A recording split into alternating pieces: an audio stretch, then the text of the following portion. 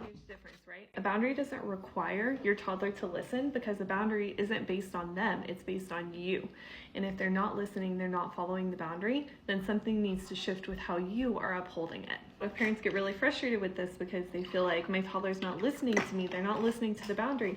And I'm always reminding them, you're the one who upholds the boundary. Your toddler doesn't need to listen for it to work. So for example, when my oldest was young, she got into this habit of spitting. She loved to spit in the house with her water bottle. She would like take a sip and then spit it out in the ground.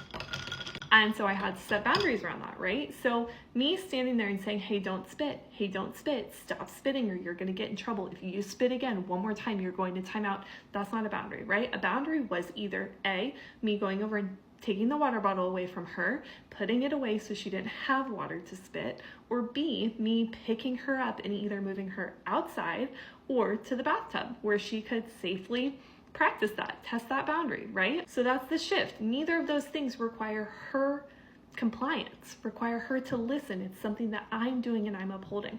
Now this is one piece of the puzzle because there are so many other things that I talk about that can help teach our toddlers to like listen and not spit in the first place, or know where it's appropriate to spit, or like insert any other tricky behavior that your toddler's doing. But the boundary is up to you. Similarly, when we do this, we're not coming in with this like aggressive, angry energy. We're not snatching things out of our kids' hands. We're not roughly picking them up. I would come over and be like, hey, seems like you're having a hard time. I'm gonna put the water bottle away now. We can try again later, okay? Or I would pick her up and be like, hey, it looks like you wanna spit. I can't let you do that in the living room. Let's go outside to the backyard. It's so much fun out there, right? I'm not yelling at her. I'm not being really aggressive or mean. I'm just calmly holding the boundary. But that's what I want you to ask yourself in a situation where your toddler is doing something over and over and over again. And this is, again, one part of the 3-part framework that I teach in my Toddler Tantrums Guide.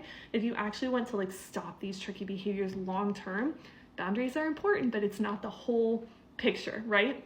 But I want you to think to yourself, like, is it actually a boundary that I'm upholding?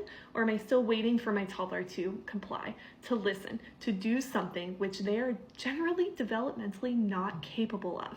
If it's a true boundary, it requires you taking action and you are able to uphold that whether your toddler wants to listen or not. Okay, and that is like an amazing skill that you need as a parent, especially a respectful parent, to be the calm, grounded leader of your house and not like losing your freaking mind because you set a boundary 5,000 times and nobody's listening, because that is just the most irritating thing in the world as a mom. If you want to know exactly how to do this, if you've got a situation that's coming up with your toddler over and over and over again, you want help figuring out the boundaries, figuring out how to get them to stop, DM me over on the other app and we can chat about it.